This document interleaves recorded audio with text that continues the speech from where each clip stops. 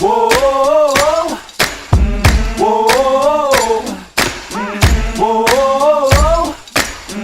whoa. Okay, wake up in the morning to the clear. Olá, amigos do canal Spook Houses Casas Assombradas. Rodrigo aqui novamente para mais um episódio do nosso Tio Spook Responde. Mais uma segunda-feira, mais um Spook Responde para vocês. Separei algumas perguntas aqui, ok? Tem algumas coisas interessantes, tem algumas coisas redundantes, mas eu acho que vale a pena a gente ressaltar alguns pontos, tá? Primeira coisa, eu demorei para pegar essas perguntas dessa vez e eu tô gravando praticamente em cima da hora esse vídeo, porque o e-mail estava muito poluído de solicitação de jovens querendo analisa tal foto, analisa vídeo da minha casa, te mandei uma solicitação via vídeo e tal. Eu não faço isso, tá? Então acho que tem que deixar bem claro de novo, tá? Tio Spook não analisa vídeo de inscritos. Eu analiso vídeos de pessoas que precisam do tratamento, me contratam para fazer os tratamentos e aí sim, mediante as necessidades, aí é solicitado o que for para o e-mail da pessoa. Eu não analiso. Tem gente que está me mandando coisas extremamente absurdas. E olha, desculpa comentar sobre isso, você que me mandou, mas eu acho que vale a pena refletir. Então, mensagens de e-mails, por exemplo, tio Spook, meu carro quebrou. Será que foi um espírito que desligou ele? Ah, tio Spook, tô com problema aqui na tubulação de casa, tenho certeza que foi um espírito que arrebentou o cano de água. Quer dizer, a gente tem que ter discernimento sobre muitas coisas e parar de culpar o mundo espiritual e começar a ver o que realmente acontece. Quer dizer, uma casa antiga, uma casa velha com tubulação totalmente detonada, o espírito foi lá e foi ele que arrancou o tubo, né? Aí o carro do cara quebra, a culpa é do espírito que deve ter comido a vela do cara do carro ou afogado o carro, né? Quer dizer, não pode ser realmente um problema hidráulico ou um problema mecânico, tem que ser um problema espiritual que causa isso. Então a grande maioria dos e-mails foram desse tipo de apelação e, de novo, as pessoas não estão assistindo ao meu canal, sabe? Tem pessoas que me mandam perguntas pelo e-mail e misturam, né? Porque manda pergunta pelo Limpeza de Casa, pro Casas Assombradas, que é um e-mail corporativo, e esquecem às vezes do Spook Responde. Então tem gente que começa a me perguntar coisas dos vídeos que já foi falado, já foi dito, e as pessoas não assistem os vídeos e esperam que eu responda a pessoa no e-mail. E assim, gente, vamos ter bom senso. O Tio Spook gasta tempo, dinheiro, porque tudo isso daqui é um custo de luz. Eu tô gastando luz pra caramba, tá? Então eu gasto tempo de gravar pra vocês os vídeos, editar, custo realmente da energia elétrica, seja do computador, das luzes, de carregar as baterias, de tudo, pra vocês não assistirem os vídeos. E eu fico chateado, porque eu tô fazendo vídeo para, sei lá, 10 mil pessoas, que são 10 mil visualizações que eu tenho no vídeo. E olhe lá, os outros quase 300 mil pessoas, né, 260, 270 mil pessoas não estão assistindo. E não entendo o que vocês querem. O meu canal é feito para ter um contexto espiritual, para ensiná-los sobre espiritualidade, e não um vlog, um blog na qual simplesmente eu dou uma ideia para vocês e dou a liberdade de vocês me mandarem e-mails perguntando: ah, tio Spook, por que você não grava um vídeo sobre tal coisa? Mas já tá no canal. Ah, tio Spook, fala lá sobre reencarnação, já tá no canal. Ah, tio Spook, fala sobre obsessores, já tá no canal. E de novo a gente tem que ficar batendo nessa tecla. Eu acho chato. Muitos inscritos do canal acham chato isso, mas parece que as pessoas gostam. Então eu não sei, é complicado. Mas vamos lá, eu separei algumas perguntas aqui de bate-pronto. Então vamos tentar responder de maneira sucinta e inteligível para que as pessoas entendam, todo mundo entenda, e assim a gente evite ter problemas de ficar toda hora respondendo por e-mail, tá? Tem uma moça, a Stephanie Althoff. Boa tarde, Rodrigo. A foto Kirlian fotografa mesmo a aura? Você que é clarividente consegue ver a cor da aura de uma pessoa? Desculpe a pergunta, mas fiquei curiosa sobre o assunto. Obrigada pelos ensinamentos que nos ensinam tanto. Assim, vamos lá. Existe uma teoria muito antiga mesmo, porque eu acho que é para mais de 10 anos, sobre o que é a foto Kirlian. Eu conheço pouco sobre a foto Kirlian.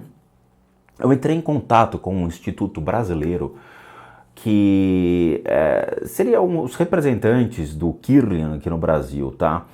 O que acontece? É uma máquina fotográfica Polaroid que foi alterada para poder trazer uma sensibilidade de cores sobre pessoas, plantas e animais, tá? Foram as fotos que eu vi. Eu entrei em contato com eles perguntando se eles tinham essa câmera, quanto custava e tudo mais. A câmera aqui custa em torno de US$ 10.000, que seria 35 mil reais, arredondando aí, né? 33 e algumas coisas. Você fala, pô, eu compro um carro ou eu compro uma máquina fotográfica, né? E é real, tá? Os caras são meio que complicados nesse assunto. Se ela realmente fotografa a aura, não é a aura que ela fotografa, tá? E eu vou explicar para vocês. Todos os objetos, todos os animais, todas as pessoas possuem um corpo de energia. Esquece o conceito de aura, vamos entender o conceito de corpo de energia. Esse corpo de energia, ele é composto pela energia do seu corpo físico, do mental, do emocional e de outros corpos que acreditam existir sobre um ser humano, tá? Então, se você, por exemplo, tem um problema emocional, o seu corpo de energia vai mudar de cor continuamente. Se você está exercitando o seu corpo mental, ou seja, pensando, lendo ou refletindo sobre um assunto, o seu corpo de energia, ele muda constantemente. Então, vocês que acreditam, eu acredito que a minha aura é de tal cor, é mentira, vocês realmente precisam rever os conceitos. Por quê? Porque a composição desse corpo de energia, ou corpo áurico, que vocês gostam de chamar dessa maneira, principalmente em centro espírita kardecista, os kardecistas, né, o espírita tradicional, eles acreditam, seu corpo é azul, que lindo. O seu corpo é dourado, que lindo. Na verdade, ele sofre alterância de cores de acordo com problemas físicos, doenças físicas, problemas emocionais, problemas mentais, e ele vai mudando constantemente. Você não tem uma cor, você tem várias cores. A máquina Kirlian, eu acredito que ela não vá fotografar o corpo áurico real. A propaganda dela é fotografar a aura. Mas quando você vê a foto Kirlian, por exemplo, de uma planta, você não vê a aura da planta, você vê meio que o corpo da planta de translúcido, então você vê vamos dizer assim, os caminhos onde os nutrientes vão para a planta, tá? E ela tem uma cor, e em volta são várias cores. Então, não diria para vocês que é uma aura, mas você consegue ter uma interpretação da energia, ou que seria um princípio chamado de energia, das substâncias da planta, de um animal ou de um ser humano. Mas, de novo, não é uma ciência tão real, não é algo absoluta que nos traga certeza.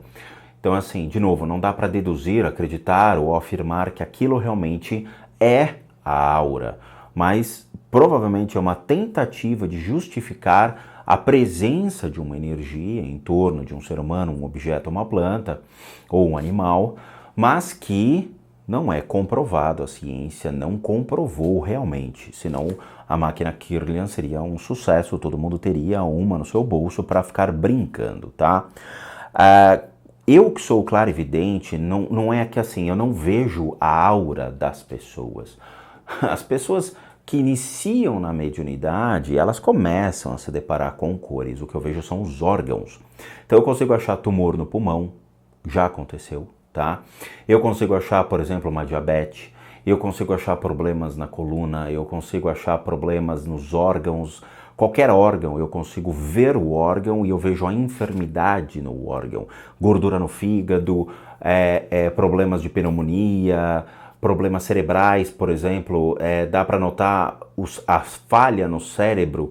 Quando você olha e fala, puxa, aquela pessoa tem um Alzheimer ou tem algum problema mental, a gente consegue ver a falha energética no cérebro, tá? Então, a minha clarividência foi treinada para isso. Eu passei por aulas, passei por provações, né? Porque tem canais aí que gostam de falar, eu passei por provações, fui comprovada cientificamente por uma universidade, blá, blá, blá, blá. Não é mesmo? Eu, numa sala de aula com monges das Filipinas, para poder avançar nos meus estudos, só para vocês terem uma ideia como é que é o desafio da clarividência, porque a maioria não entendeu até agora, é o seguinte, eu estava com os filipinos numa sala de aula e um dos instrutores da técnica pegou, anotou o nome de uma pessoa num papel, dobrou o papel, não deixou ninguém ver, colocou em cima da mesa e falou para uma sala de aula com 10 pessoas, tá? Porque a sala, infelizmente, a gente tinha poucos alunos porque a técnica é cara, então não é todo mundo que tinha dinheiro para poder pagar essa técnica. Então, gente, é homem ou mulher o nome que está no papel? Você tinha que olhar para o papel e acertar. Se você acertasse, você estava no game. Beleza. Tio Spook foi lá e falou, é um homem. Muito bem. Como esse homem é fisicamente? Sério. Tinha que acertar. Tio Spook foi lá e acertou. Muito bem. Onde ele mora? Como assim onde ele mora? Que rua? Não. Em que lugar no mundo ele mora? Mora em tal lugar. Muito bem. Qual é a enfermidade dele? Tinha que acertar a doença dele. E pior, como é o tratamento para esta doença? É sério. Isso realmente aconteceu, tá? São vários testes que a gente vai passando para poder trabalhar com essa técnica que todo mundo questiona, tal, e é uma técnica muito séria, então para a gente poder realmente comprovar e validar tudo isso, a gente tem que passar por essas provações. E estão corretos, tá? Então assim, claro, evidentemente, eu não vejo aura. Eu vejo os órgãos, eu vejo os ossos, eu vejo as veias, eu vejo os músculos, tá? E é tudo trabalhado. A clarividência são vários pontos que você arbitra para poder ver essas energias e ver os órgãos reais, tá? Mas vamos continuar. Everton Santo. Olá, Rodrigo, meu nome é Everton, tenho 15 anos. Essa pergunta é mais para descontrair mesmo, não sei se você vai gostar. Então eu queria saber se quando você assiste um filme de terror, se você sente medo, ou vê o filme como um filme de comédia. E outra, se você ainda toma susto. Tomara que você consiga entender essas perguntas. Abraços, tudo de bom, tio Spook. Então, é o seguinte, Everton, eu assisto filme de terror, por exemplo, para me divertir. Eu acho os filmes de terror hoje em dia muito, muito, muito engraçados. Há muitos anos atrás, quando saiu o Grito, o Chamado, eu fiquei com receio. Por quê? Porque ele é um terror que lida com coisas, elementos do nosso dia a dia. Então é a televisão que é assombrada, é uma criatura que levanta, entra por dentro do lençol, então você está coberto com o lençol, você acha que o lençol vai levantar. O telefone toca falando que você tem 7 dias. Quer dizer, é o terror associado a objetos que você tem dentro de casa. E isso assusta um pouco, né? Eu lembro que, honestamente, quando eu fui assistir o Chamado no cinema, eu tirei a televisão do quarto e eu fiquei, sem brincadeira, fiquei 1 mês com a televisão fora do quarto, porque eu achava que uma hora aquela televisão ia ligar e ter a corrida de arroz, né? Que é aquela televisão fora do ar. Hoje, na maturação da minha espiritualidade, 10 anos depois, eu sei que isso não existe, eu sei que isso não vai existir nunca, e que eu vou aliviar minha mente vendo um programa de comédia, depois que eu assisto um filme de terror, vou descontrair um pouco, tá? Mas assim, eu vejo um filme de terror hoje com uns olhos mais de diversão do que, putz, eu vou me assustar. Mas honestamente, tem um único filme que eu não assisto. Esse filme chama-se Evil Dead, ou A Morte do Demônio, antigo, de 1985, por aí. Esse filme eu não assisto, não adianta colocar pra mim, porque é um filme que eu tenho receio, é um filme que eu não gosto, é um filme que eu não me identifico, eu acho que é muita sangria, é muita gritaria, é deformidade, é um filme muito violento e eu não gosto, então eu prefiro não assistir mesmo, tá? Se você quiser saber, assim, eu gosto de assistir ação, comédia, e são filmes que mais me descontraem. Eu gosto muito de ação. Então, ultimamente, a Dani e eu, a gente tem assistido, por exemplo, Os Mercenários, a gente voltou a assistir o 2 e o 3, que é, putz, eu sou fãzaço do Chuck Norris, adoro o Chuck Norris. Então, a gente chorou de dar risada aqui nos Mercenários. A gente assistiu o Johnny Wick, né? Puta, acho o filme maravilhoso, Johnny Wick. Ele tem uma conotação engraçada, né? Porque aquela história, mataram o meu cachorro. Aí ele vai e mata todo mundo. Mas eu adoro esses filmes de ação, eu acho muito legal, tá? Um dia eu vou mostrar pra vocês, assim, porque o tio Spook jogou Airsoft, fui federado no Airsoft. Um dia eu vou mostrar pra vocês o loadout de ação que eu uso nos games, só pra vocês terem uma ideia. Suzane Ribeiro. Olá, Rodrigo, tudo bem com o senhor? Espero que sim. Bom, sou inscrita no seu canal do YouTube.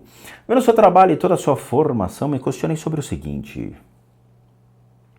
O cristianismo prega que sexo antes do casamento é pecado. Fornicação.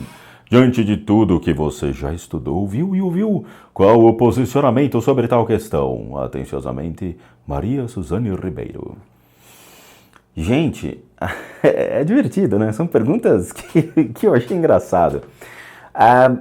Eu acho que o pecado está na mente das pessoas, tá?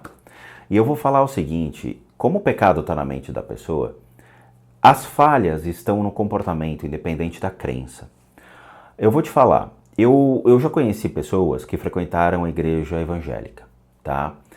Desde o Bola de Neve, a igreja evangélica tradicional, e todo mundo sabe que a igreja evangélica tradicional, ela prega que não deve existir sexo antes do casamento. E aí, como a falha está no ser humano, muitas pessoas, independente de sua fé, da crença, acabam querendo casar muito rápido. Então o cara entra para a igreja, encontra lá uma parceira que acha que é interessante, uma companheira que vai zelar e cuidar do seu lar, vai lhe ajudar em tudo, e o cara vai lá, casa rápido em 1 mês, 2 meses, ali casa, fornica, não é mesmo? E depois se separa rápido.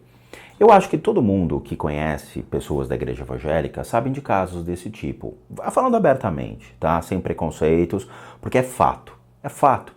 Tem muitos casais que se formam na igreja evangélica, o cara fica lá com o pastor no ouvido dele, o cara casa em 1 mês, 2 meses ou 3 meses ali frequentando a igreja, né? Pede a bênção do pastor, depois se separa. Por quê?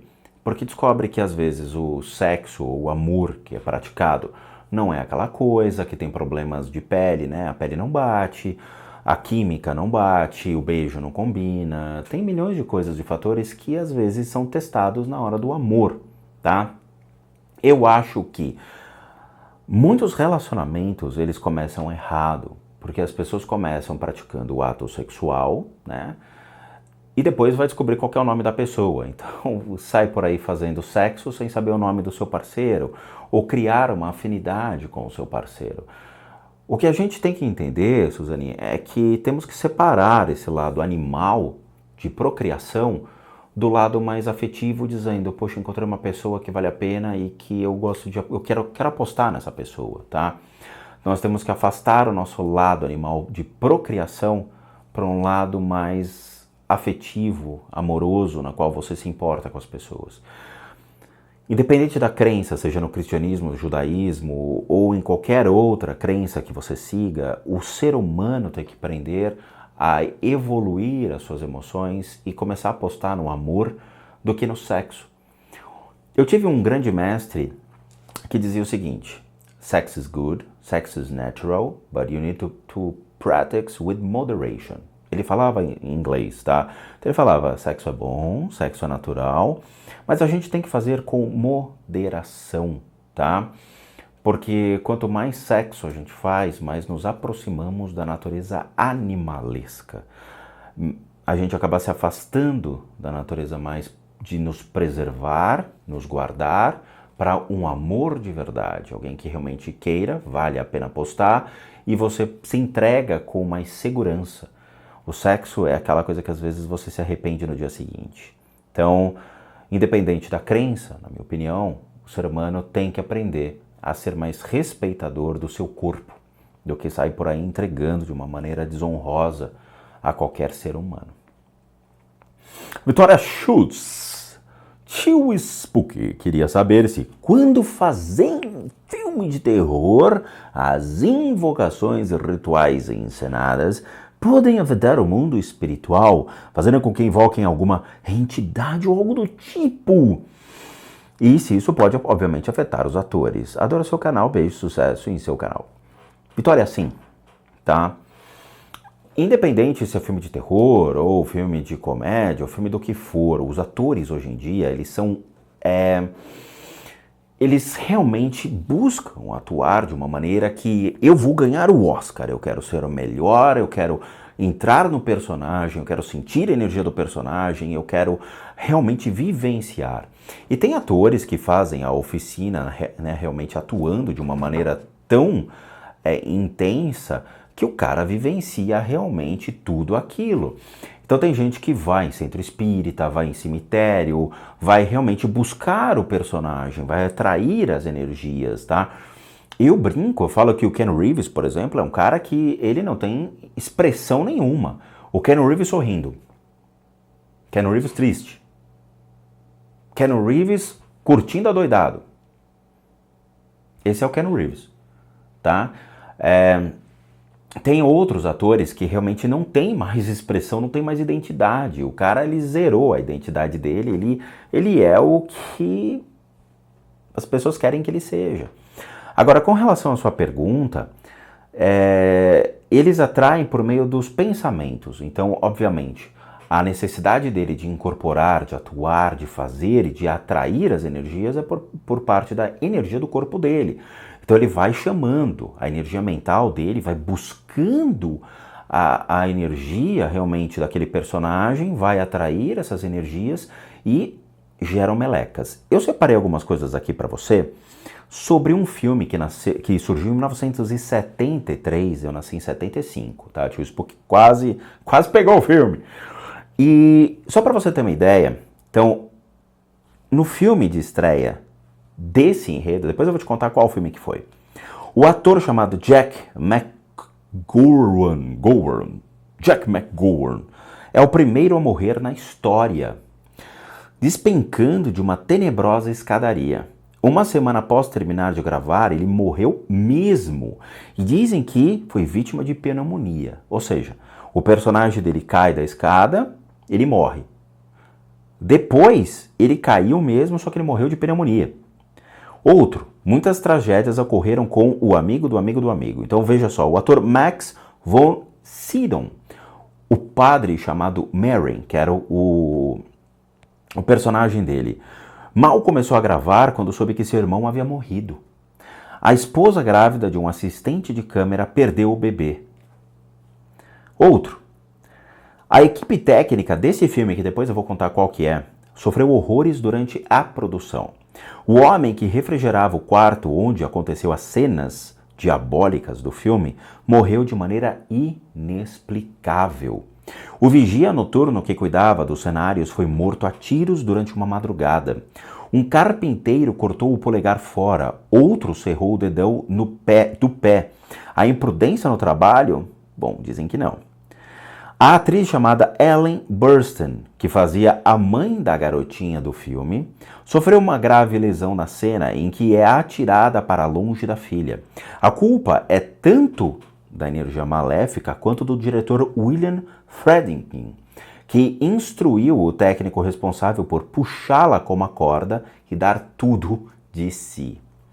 Outra, a atriz Mercedes McEnbridge ingeriu ovos crus, fumou igual uma chaminé e fez o diabo para ficar com a voz rouca e demoníaca da menina em questão do filme. Mas os produtores esqueceram de colocar o nome dela nos letreiros do filme. A atriz processou o estúdio só para saberem que não se brincava com o demo. O argentino Lalo Schifrin compôs uma trilha sinistra para esse filme, mas o diretor Friedkin achou o trabalho muito chinfrim. Preferiu então usar o tema do piano já pronto, chamado Tubular Bells. Schifrin vendeu a trilha rejeitada para o filme A Casa do Horror, em 1979. E o resultado recebeu a indicação ao Oscar e ao Globo de Ouro, coisa rara aí num filme de terror. Isso tudo é do filme Exorcista 1. Do filme, só para vocês terem uma ideia, do Exorcista 2, considerado o herege de 1977, John Boorman, que foi a primeira escolha para dirigir O Exorcista, ele recusou a oferta. Anos depois, assumiu as rédeas do filme Exorcista 2. E durante as filmagens, contraiu uma infecção respiratória e passou mais de um mês de cama. Quando tentou pular fora da roubada, foi ameaçado de processo judicial pelo estúdio e concluiu o filme contrariado. A menina meiga do primeiro filme virou uma mocinha rechonchuda em O Exorcista 2, e se alguém desconfiava que a jovem atriz Linda Blair era talentosa, ela fez questão de pulverizar essas suspeitas. O filme marca o início de sua decadência rumo ao ostracismo e a um corpo em forma... de sacanagem, escreveram aqui, mas, né, fora de forma. Tudo isso daqui são os problemas que aconteceram. Eu tenho muitas coisas e acho que vocês vão encontrar aí, se vocês procurarem, os problemas causados no set de filmagem. Eu acho que o Poltergeist 1 também gerou problemas, porque no filme do Poltergeist 1, quando eles caem naquela terra onde está chovendo fora da casa, e que era uma piscina, e que começam os corpos a levantar, aqueles eram corpos reais, tá? Infelizmente, eles pegaram corpos de pessoas que faleceram para fazer o filme. Então eram corpos em decomposição, tá? Tudo isso eu tive que dar uma olhada e dar uma estudada para trazer para vocês. E isso são acasos que aconteceram. Teve muita gente que teve problema sim nos filmes, em sets de filmagem, porque atraem essas energias negativas, atraem esses pensamentos negativos, e os atores têm que dar o melhor de si, seja incorporando um personagem possuído, outro um padre, ou pessoas coadjuvantes que ficam ao redor que acabam sofrendo, como câmera, incidentes no set, pessoas que se machucam, tá? Então, infelizmente, esses filmes, quando eles são feitos e elaborados, eles atraem essas energias e não tem como escapar disso. Vamos lá, Almeida. Olá, tio Spook. Primeiramente, muito obrigado pelo conhecimento que você nos passa. A minha pergunta é, se tem como achar um paralelo entre política e religião? Se tem como as duas conviverem juntas no mesmo ambiente? E o que acontece com a alma dos revolucionários que morrem lutando pela sua pátria? Desculpe pela pergunta, mas é que eu leio sobre política e sobre espiritualidade também. Obrigado pela resposta e abraços. Eu peguei essa resposta porque eu acho curioso. Vocês sabem que quando eu pratiquei o Airsoft, né, que é um esporte militarizado, eu fui praticar no Exército Brasileiro. E eu fiz treinamento no Exército para jogar o Airsoft. E eu me especializei em Close Quarter Battle, ambiente fechado, e selva, com atirador de elite. E a equipe que a gente criou chamava-se Primeira Infantaria de Divisão Expedicionária do Exército Brasileiro, tá? E nós tivemos contato com os revolucionários, sim. Nós tivemos contato com os pracinhas, aqueles que foram para a guerra e voltaram, tá? Eu tenho uma foto, depois eu vou mostrar para vocês, de um certificado que eu recebi das mãos de um pracinha, porque nós fizemos um trabalho voluntário para eles e doamos o dinheiro para o exército, para que eles pudessem ter ali um momento mais digno, né? Então a gente arrecadava dinheiro para ajudar os pracinhas que foram para a guerra e voltaram.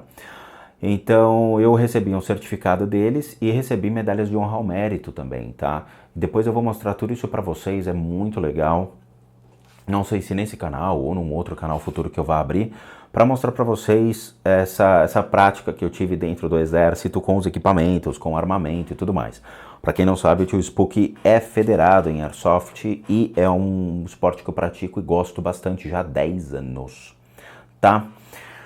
Bom, a respeito da sua pergunta, Almeida, sobre política e religião, eu acho que dá para traçar um paralelo. Veja bem, né? Todo mundo conhece aqui o nosso queridíssimo Paulo Salim Maluf. Ele é um cara religioso, vocês não sabiam? Tudo que o Paulo Salim Maluf ele faz, ele pega 1/3. Piadinhas de político à parte, não é mesmo? Eu não gosto de traçar paralelos de religião e política, tá? Eu acho que política é uma coisa e religião é outra. Político, infelizmente, hoje nós ligamos a televisão e a gente se assusta com o que vemos, tá? Seja a prisão do Lula, seja essa febre entre a direita, a esquerda, Bolsonaro, tudo esse tipo de coisa é algo que eu não gosto, é algo que eu não curto. Eu não lido com assuntos de política, tá? O meu canal é basicamente de religião, então quando me perguntam, você é de direita ou de esquerda, tio Spook? Cara, eu sou de Deus, sabe? O que eu quero realmente é que as pessoas tenham dignidade, que as pessoas tenham, sabe, que exista futuro. E é difícil, eu acho que as pessoas perderam a perspectiva de vida, seja por uma questão da reforma da Previdência, seja por uma questão de uma reforma realmente que aconteça no Senado, onde as pessoas têm que passar ali por uma reforma, os deputados têm que começar a ganhar o justo e não ganhar tanto dinheiro assim para não fazer nada pelo nosso país. Eu acho que independente de direita ou esquerda, acho que a gente tem que ter o bom senso trabalhando em cima disso tudo. E não existe mais o bom senso, não existe mais o respeito pela população, não existe mais o respeito pelas pessoas que estão doentes no nosso país, as pessoas estão morrendo, as pessoas deixaram de acreditar, deixaram de sonhar, as pessoas simplesmente estão vivendo dia após dia até serem levadas. Por quê? Porque você não tem segurança, você não tem saúde, você não tem uma infraestrutura no nosso país onde você tem muitas pessoas, políticos ganhando rios de dinheiro, milhões e milhões de reais, enquanto aquele cara que presta trabalho, né, no dia a dia numa obra, tá ali varrendo o chão, o cara não tem mais perspectiva de vida. A perspectiva dele é só existir e acreditar que numa próxima vida ele venha numa situação melhor. Então eu sinto muito, eu não gosto muito de política porque eu acho que hoje política é ter uma arma na cabeça. O que era religião há muito tempo atrás tornou-se a política, tá? Sobre a sua pergunta das almas dos revolucionários, acredita-se que todas aquelas pessoas que foram para a guerra lutar pelo seu país por uma questão de sobrevivência, ou seja, é matar ou morrer, eu tenho que defender a minha pátria e lutar por que ela continue existindo, os meus filhos, a minha família tenham lugar para eu continuar existindo, acredita-se que foram os períodos de reencarnação mais rápida. Todas as guerras que aconteceram na humanidade, onde as pessoas tinham que defender o seu território, elas reencarnaram muito rápida. Por quê? Porque a guerra não é uma missão kármica do indivíduo. A missão kármica do indivíduo, muitas vezes, é poder ter a sua família, existir num ambiente para que aquele lugar se torne equilibrado, né, equilibra a energia das pessoas. Às vezes eles colocam pessoas de bem em lugares onde existem pessoas ruins para que aconteça equilíbrio. Eu acho que cada um aqui tem um karma, tem uma missão kármica ou mesmo tem que existir por uma necessidade. E quando acontece uma guerra, as pessoas têm que lutar pelo seu país, elas lutam às vezes não sabendo porquê, e se elas não forem para a guerra elas morrem. Muitos países colocaram arma na cabeça de sua população dizendo, cara, lute e defenda a sua pátria ou você vai morrer aqui. E eles tiveram que fazer isso. Ou, por exemplo, japoneses que tiveram que passar muitos períodos lutando e defendendo o seu território, porque o Japão, comparado com outros lugares do mundo, é um território muito pequeno. E que se eles não defendessem aquele lugar, seria tomado ou pelos americanos, ou pelos chineses, ou por coreanos, ou o que for. Então, você tem que lutar pela sua pátria para que ela continue existindo. Então você acaba reencarnando muito rápido, porque a guerra não é uma relação kármica. Infelizmente não. Né? Caim TV. Fala Spook, espancador de bestiais e universitários. Me chamo Leonardo, tenho 17 anos, queria saber sua opinião sobre o Magnified Healing. E se você um dia fará um workshop, conforme dito uma vez, onde você falou que era possível sentir a energia dos alimentos. Eu fiz o curso do Magnified Healing, mas eu acho que vocês têm que entender muitas e muitas coisas, tá? Porque é o seguinte, Caim TV. Leonardo, é o seguinte, esses cursos, eles custam uma fortuna, eles têm um porquê da sua existência e não pode ser dado por qualquer indivíduo, tá? O que acontece? Esse curso ele surgiu através da Margarida Fonseca e de uma outra profissional no Canadá, e eles criaram uma estrutura sobre tratamentos, técnicas de cura e tudo mais. E eu fiz o primeiro módulo, tá? Paguei para aprender, fiz a iniciação, é interessantíssimo, tá? Ele é baseado, obviamente, em uma teoria. Essa teoria tem uma prática pesada, tem que ser cumprida essa prática, é baseada na deusa Kuan Yin, tá? O Avalokita, Chenrezig, como vocês quiserem chamá-la. Existe uma prática de autocura muito interessante com base nela, mas nela não é para qualquer pessoa, tá? Pelo fato dela ter que ser praticada, ter que ter o respeito, existe a disciplina de eu não posso ensinar essa técnica, isso tem que ser preservado, ou seja, eu tenho que respeitar quem está me ensinando, por que eu não devo passar para as pessoas. Existem certificados específicos para essa técnica e as pessoas que ensinam essas técnicas hoje, que têm essa licença, são pessoas absolutamente sérias, são pessoas que levam realmente a vida tomando com base esses princípios e que, de novo, elas cobram, tem que cobrar uma grana alta, porque você paga royalties, você paga direitos autorais sobre a obra e não é um oba-oba, tá? Eu acho uma técnica interessante para começar a fazer o primeiro módulo. Depois, no meu entendimento, na minha opinião, tem que tomar cuidado. Por quê? Porque ela abre alguns princípios para mestres ascensionados, tem lá Metatron, tem umas coisas que são meio que, vamos colocar o pé no chão, tá? Ao meu ver. Ela se torna seletiva ao longo dos módulos que você vai adentrando. E por que seletiva? Porque muitas vezes as pessoas não acreditam nisso. Então você tem que colocar o pé no chão dizendo, cara, será que isso é real? Será que vale a pena? Será que, não sei, né? Eu não gosto, tá? Eu acho que tem outras técnicas. A Lilo fazendo barulho. Lilo! A Lilo tá batendo na porta, ela quer entrar aqui.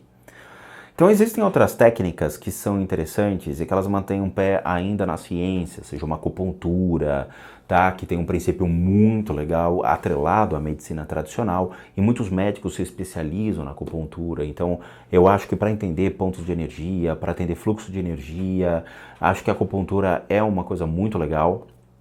E Reiki, Magnify Healing, outras técnicas que trabalham com bioenergia, tem que tomar um pouco de cuidado, tá? São técnicas que, se você não tiver habilidades, aptidões ou um conhecimento já legal, eu não aconselho, tá? De novo, eu tive a experiência, tenho conhecimento sobre isso, conheço o Reiki, fiz o meu mestrado em Reiki, conheço o Magnify Healing, fiz o curso de Magnify Healing, mas eu acho que ainda tem que tomar cuidado com relação a isso. Sobre os workshops, eu ainda não tenho previsão, não tenho nada organizado. A vida do tio Spook está meio bagunçada, porque eu tenho muitos tratamentos, são 4:30 da manhã. Para vocês terem uma ideia, eu faço uma batelada de tratamentos ao longo da semana toda. Hoje é sexta-feira que eu estou gravando esse vídeo, para sábado, tá? Eu tenho muitas coisas que eu estou correndo atrás, tem muitas coisas para arrumar. Ainda não me organizei com relação aos workshops, mas provavelmente vai demorar ainda, tá? Leandro Ferraz. Boa noite, Rodrigo. Me chamo Leandro, gostaria que me tirasse uma dúvida. No vídeo do exorcismo na Argentina, você mencionou que existiam várias criaturas que estavam presentes no local. Ah, tá bom. Por que essas criaturas estavam em um local sagrado sem intervenção divina? Vocês são demais. Se a minha pergunta já foi respondida, por gentileza desconsiderar. Obrigado pelo conteúdo do canal. Leandro Ferraz de Lima. Leandro, eu quero que você e todos os jovens, adolescentes do meu canal prestem atenção. Existe um princípio chamado aqui se faz, aqui se paga. E isso funciona com o karma. Não é porque você está dentro de uma igreja, amigão, que você vai estar protegido, porque não vai. Deus não tá nem aí se você... ele entrou na igreja, hein? Né? Vai aparecer um midnight ali, né? Do Constantine. Aqui não existe brigas. Ninguém vai brigar no meu lugar. Não tem nada disso, cara. Essa pessoa, né, do exorcismo, a pessoa fez coisas ruins na vida passada e ela não teve tempo de pagar o karma dela. as criaturas vieram cobrar, e não eram criaturas assim, eram seres humanos que faleceram e ela tinha uma dívida com eles. Eles foram para cima. Deus não arbitra karma de ninguém. O karma, ele é intrínseco ao ser humano. Você fez, você paga, tá? Não tem, Deus não vai chegar e falar, libera essa, vai. Deus não é uma personificação de um ser humano. Deus é uma energia, e sendo uma energia, toma lá da cá. Você fez, você vai pagar por isso. Essa pessoa, independente se está na igreja, está no templo budista, está onde tiver, vai pagar. Isso acontece com todos vocês. Vocês erraram, vocês vão pagar. Vocês mataram uma pessoa, vocês vão pagar. Vocês roubaram, vocês vão pagar. Vocês enganaram, vocês vão pagar, entendeu? Isso em todos os lugares, não tem como. Então vocês têm que tirar isso da cabeça de vocês, só porque vocês acham que é uma igreja, que Deus vai dizer, não, aqui é território neutro, não, ninguém vai poder atacar ninguém não. Não tem nada disso, cara. Ela vai pagar por isso sim, tá? Não tem como escapar, seja ela, seja o menino do Chile, né, que você vê lá, eu acho que aquela cerimônia do menino do Chile que eu coloquei no canal, ele tá numa igreja também, porque você tem dois padres ali dentro que estão rezando, e você tem um cara atrás que é um padre que tá lendo a receita lá de um donut, né, como ele faz, porque é absurdo, se o cara é um padre exorcista da igreja católica, ele sabe aquilo de cor. Ele não tem que ficar abrindo lá dizendo, Pai nosso que estás no céu, santificado, farinha, peraí, preciso de 2 ovos, e clara, bate, deixa no forno, peraí, né? Não, ele tem que saber, tá? A gente chama aquele livro de livro vermelho. O livro vermelho é o livro que tem, né, o exorcismo menor e o exorcismo maior da Igreja Católica. E ele estava lendo o menor, que ele não precisava. O maior tem lá uns trick-trick, você tem que ter 5, 6 pessoas que vão te ajudar, jogar água benta e tudo mais. Ele estava lendo o exorcismo menor, tá? Eu tenho esse livro também. Agora, de novo, não adianta, cara. Só porque tá numa igreja, vocês acham que ele tá protegido. Mas nem na casa do Midnight lá, do Constantino, o cara vai estar protegido. O cara fez meleca, vai pagar. O karma, ele existe e ele bate na porta das pessoas. Sim, não tem como escapar, tá? Depois eu vou contar umas histórias de pacientes com problemas kármicos sérios que eu me defrontei e que realmente a gente tem que dar uma... Assim, a pessoa toma a porrada, não tem como escapar, mas a gente tenta negociar, tenta, né, diminuir esse karma, mas vem, a gente arbitra na maneira que a gente consegue aqui com outras técnicas, mas é muito difícil. Braz Tavares, boa noite, tio Spook. Sou super fã da série Supernatural desde seu início e tenho tatuado o pentagrama da série. Eu nunca vi essa série. Já vi diversas explicações do símbolo no bom sentido, porém já vi um sentido ruim. O que de fato o pentagrama representa? Posso ser prejudicado por esse símbolo tatuado? Parabéns pelo trabalho, desejo sucesso e desde já agradeço se puder responder esta pergunta. Olha, queridíssimo Braz, eu não sou um praticante de magia e eu não faço questão de ser um praticante de magia e nem preciso de pentagramas, desse tipo de coisa, mas eu vou tentar dizer para você o que acontece, tá? A questão da sua tatuagem, simbologia e tudo mais, o que é isso? A ideia do pentagrama, da estrela de 5 pontas, onde você coloca... Vamos lá. Imagina o seguinte... Imagina que você quer determinar ou representar princípios de uma prática, de uma fé, de uma crença. E você trabalha uma simbologia.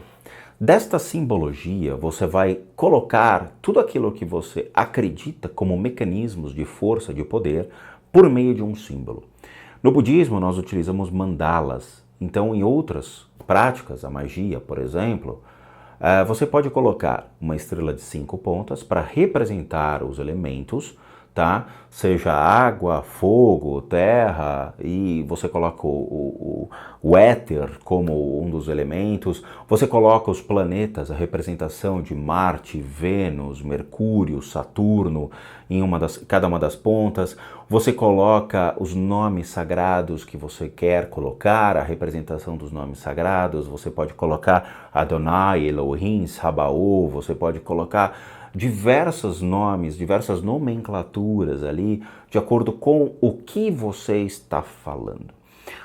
A representação mais conhecida entre os adeptos e praticantes disso é o Tetragrammaton, tá? Que aí você tem as representações de todas essas simbologias que eu coloco para você, os nomes de Deus, você coloca um mecanismo ali dentro como se fosse um símbolo completo com vários alicerces dentro da sua simbologia numa única representação alegórica com a qual você vai direcionar isso para uma finalidade. Ponto. Existem outras práticas de pentagramas que eles desenham com simbologias, assinaturas, nomes, dependendo da evocação o que você quer fazer. Mas isso são livros específicos de práticas que são questionáveis, tá? Sejam os livros, sei lá, o Magus, livros, o Grimorium Verum, tem outros livros que as pessoas colocam, as clavículas de Salomão, os universitários estão aqui soprando no meu ouvido. Eu não utilizo nada disso, nunca utilizei esses livros. Eu li o Grimorium Verum, li as clavículas de Salomão, li o Magus, li livros que trazem essas simbologias como uma forma de conhecimento e aprendizado. Eu nunca utilizei pentagramas na minha vida, tá? Nem mesmo na Umbanda, meus pontos riscados na prática, né, dos processos de comunicação com os guias da Umbanda, nós não utilizávamos pontos riscados dessa maneira, traçando simbologias desse tipo, tá? O que eu falo para você é o seguinte: se você tem curiosidade de estudar e tudo mais isso, tudo bem, cara, mas não pratique sem saber realmente o que está por detrás disso, tá?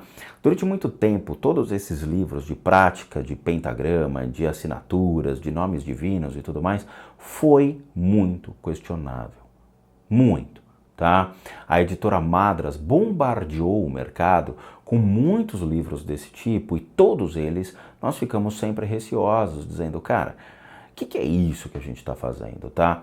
Então precisa ter um alicerce muito grande para você poder trabalhar com essas simbologias, seja Madame Blavatsky, Papus, Paracelso, Franz Bardon, você buscar ler livros que realmente consigam trazer um conhecimento da utilização de simbologias para práticas, entre aspas, da magia, tá? Falo entre aspas da magia porque, de novo, esse tipo de magia eu sempre vou questionar, eu acho isso uma grande tolice, tá? Tolice. E eu já falei isso em vídeo. Sobre tatuagens, para você ter uma ideia, eu tenho uma tatuagem no meu braço do Slipknot. Eu adoro a banda Slipknot, eu gosto de som assim, eu gosto de Korn, eu gosto de Slipknot. Eu gosto de sons com atitude, entendeu? Eu gostava de Nine Inch Nails na minha época. Isso não me faz mal, por quê? Porque eu não utilizo essa representação do que eu tenho do símbolo do Slipknot como um princípio de maldade. Eu utilizo ele com um símbolo de rock and roll, de atitude, né? Eu gosto da atitude do rock and roll e é por isso que eu coloquei a tatuagem do Slipknot no meu braço. Então quem assiste os vídeos de limpeza de casa já viram o Tio Spook com a sua tatuagem, tá? Não me faz mal, não é uma simbologia que me agride, por mais que muita gente fale, o Slipknot é satânico. Cara, eu não vejo eles como satânico, tá? Quando o baixista morreu, a única coisa que eu vi foi uma grande irmandade surgindo do Slipknot, todo mundo unido, sem máscaras, mostrando o rosto de verdade, dizendo, cara, nós realmente perdemos um irmão, tá? Mas tudo bem. Vamos lá, Marcos Borges. Olá, Rodrigon, tudo legal? Não sei se esta pergunta foi respondida, já vi todos os seus vídeos e não me lembro dela claramente. Bom, mas quando temos a sensação de que nada é real, o que estou fazendo aqui, quem sou, porque esta pessoa é meu amigo, minha amiga. Isso faz parte da nossa evolução de estar buscando descobrir quem somos nós. Faz parte da paranormalidade ou simplesmente alguma confusão da nossa mente. Pergunta por que de uns tempos para cá tenho essas sensações. Conheço pessoas de longe, pelo Facebook, que têm essas sensações e cada um diz uma coisa. Para o Senhor, o que é? Um grande abraço para você, onde eu gostaria de te conhecer ou estar presente em alguma palestra sua. Um abraço para os universitários. O ser humano é uma caixa de surpresa, Marcos. Por quê? Existem pessoas que têm lapsos de memória, existem pessoas que sofrem de identidade, existem pessoas que realmente param num lugar e falam, cara, eu já estive aqui, eu tenho certeza que eu já vivenciei isso aqui, eu tenho certeza que eu já morei nesse lugar. O que acontece na mente humana é uma grande incógnita. A gente nunca vai saber o que realmente são as sensações, as percepções, se eles são só realmente um problema de confusão mental ou se existe algo que nós nunca vamos descobrir. Eu falo por experiência para você, Marcos, assim, eu já tive paciente que veio com problemas seríssimos para mim de personalidade nesse sentido de lapsos, como você coloca. E fazendo uma análise, muito tempo atrás eu fiz umas análises e tive paciente que teve uma vida na Turquia, teve gente que teve vida na Espanha, teve gente que teve uma vida na França. E eu falava para a pessoa, você tem vontade de voltar para a França? Eu nunca tive na França, mas eu sei falar francês. Eu adoro música francesa. Eu tenho livros franceses em casa. O que isso significa? Às vezes, ao longo de nossa jornada na vida, nosso subconsciente nos bombardeia de algumas informações. Eu falo que o nosso subconsciente é uma enorme caixa de Pandora, onde todas as informações estão guardadas, reservadas lá. Sejam informações de vidas passadas, ou emoções, ou desejos, ou vontades, ficam tudo armazenado lá. Ao longo da nossa vida, seja por reações químicas, ou práticas de meditação, ou comportamentos que nós tenhamos em vida, esse subconsciente nos dispara lembranças, memórias, percepções, gostos diferentes. E quando isso surge, muitas pessoas param e falam, cara, o que foi isso? Outras ignoram completamente.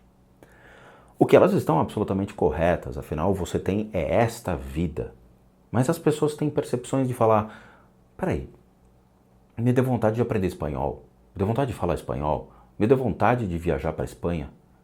E aí quando você viaja para a Espanha, você chega na Espanha, você fala, cara, eu conheço esse lugar, eu tenho certeza que eu já estive aqui. Às vezes, esse subconsciente libera o que nós fomos em vidas passadas. E essas percepções em vidas passadas, elas são um startup para que você consiga parar, pensar e falar, eu vivi aqui, eu tenho uma história aqui. Será que eu devo continuar essa história ou eu devo ignorar essa história? Essa é uma questão. Então as percepções que você tem, essas lembranças, essas questões de isso é real ou isso não é real, são programações da sua mente. São coisas da sua mente que surgiram, às vezes estão armazenadas na vida passada, ficaram armazenadas no seu subconsciente, né, de vidas passadas, e que hoje elas tendem a vir à tona. Quando eu fiz técnicas de meditações muito intensas na minha vida, eu perdi completamente a noção de tempo e espaço. E isso era ruim, porque eu comecei a ter percepções estranhas, ter vivências estranhas, ter percepções, pensamentos questionáveis, falava, gente, o que está acontecendo comigo? Era o meu subconsciente que estava me bombardeando constantemente de informações que foram destravadas por mim em tempos que ele não deveria fazer isso, mas ele fez, né, antes do tempo, e que agora eu estava sendo bombardeado. Para mim, essa sensação de que nada é real era uma sensação legal, porque dá a entender que eu tenho que procurar algo de valor, algo que realmente agregue coisas, algo que realmente defina o que sou eu. Aí eu entrei no budismo, aí eu fui buscar informações sobre a minha existência, filosofia, coisas muito legais que pudessem me levar cada vez mais a me encontrar. Então não veja isso como um problema. Talvez veja isso como uma chance de você poder mudar a sua vida e poder colocar coisas legais, percepções reais dentro de uma vida que você sabe que não é real. Mas lembre-se, você tem que colocar o pé no chão e se alicerçar dizendo: você é o Marcos que vive no lugar onde você vive, que tem a sua família, que tem a sua estrutura montada. Não descarte as coisas da sua vida, porque hoje você tem isso. Se você abrir mão dessas coisas na sua vida, você vai estar fazendo uma loucura. Você pode estar abrindo mão de um emprego para viver, sei lá, no meio do mato, viver num lugar que, né, tipo, vou abrir mão de tudo, porque isso não é a realidade. Nós temos que ter dinheiro, nós temos que ter uma casa para morar, nós temos que ter meios de transporte para que você possa se locomover, estudo, né? Então não abra mão das suas coisas, mas busque se alicerçar em fatores reais, para daí sim buscar quem você é e complementar, e aí com o tempo você vai podendo descartar certas coisas na vida. É uma oportunidade para você rever quem você é, rever a sua vida, rever todas as possibilidades. Faça isso. Bom, meus amigos, essas foram aqui as respostas, então. Espero que vocês tenham entendido, tenham gostado, tá bom? Foi difícil separar todas essas perguntas porque tinham muitas solicitações que foram indevidas, como eu falei no começo do vídeo, e espero que dessa vez vocês acertem, mandem direitinho, mandem os e-mails corretos, tá? E lembrando, eu não faço análise de fotos, vídeos, aí tipo, tio Spook, minha colega aqui da escola tá possuída, olha só a foto dela, essas coisas eu não tenho o menor interesse de ver, é sério mesmo, tá? Eu não sou colecionador de fatos e fotos de vida de inscritos, tem canais que vivem disso, eu não vivo disso, tá? Meu intuito aqui é tratamento, eu quero tratar, eu quero ajudar, eu quero fazer o processo, e para isso tem lá o e-mail limpezadecasa@gmail.com, que deve ser respeitado, tem lá um porquê, tá? E é algo que eu me formei, eu sou terapeuta e psicoterapeuta, como eu já falei em vídeos, então, por favor, vamos respeitar isso, tá bom? De novo, muito obrigado a todos vocês, eu espero que vocês tenham gostado. Se gostaram, compartilhem esse vídeo, deixem seu like, deixem seu joinha. Eu sei que é difícil, o YouTube não ajuda, mas se vocês fizerem esse trabalho, eu agradeço muito. Divulguem, vamos fazer o canal crescer cada vez mais. E não se esqueçam, temos lá a lojinha do casasassombradas.com.br, que tem muita coisa legal para vocês, tem as lembrancinhas, tem os universitários, tem as medalhinhas, tem caneca. Deem uma olhada, isso ajuda muito o canal crescer. E muito obrigado a todos que têm doado o dinheiro, seja pelo Patreon, seja pelo PayPal. Muito obrigado de coração pela enorme ajuda, tá? Nós estamos investindo em equipamento. Logo, logo vocês vão ver que coisas legais vão aparecer no canal, tá bom? Muito obrigado a todos vocês e vejo vocês então nos próximos vídeos e bons sustos a todos nós. Whoa, whoa, whoa, whoa, whoa, whoa. Okay, wake up in the morning to declare